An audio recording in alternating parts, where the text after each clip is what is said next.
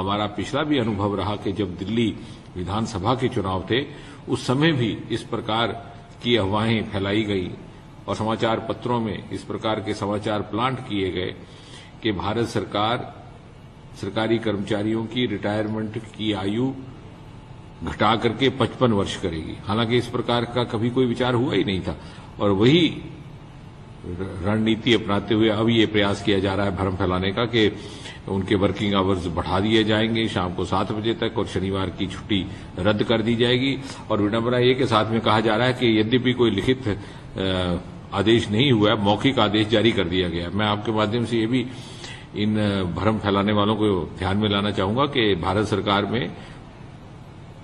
जितने भी काम होते हैं लिखित आदेश के अंतर्गत होते हैं, मौखिक आदेश से नहीं होते और इसलिए सरकारी कर्मचारियों को और समाज को किसी भी प्रकार की चिंता करने की कोई आवश्यकता नहीं है। ये मात्र उन लोगों का प्रयास है जो मोदी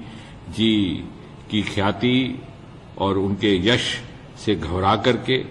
आने वाले चुनाव में अपना चेहरा बचाने का प्रयास कर रहे हैं। जी, मोदी सरकार भारत सरकार की एक सफलता हुई है, विजय माल्या गिरफ्तार हो गए। निश्चय ही जो कार्य पिछली सरकारें करने में असफल रहीं उसे कर दिखाने में मोदी सरकार और भारत सरकार के वित्त मंत्रालय और संबंधित विभागों ने एक उपलब्धि प्राप्त की है।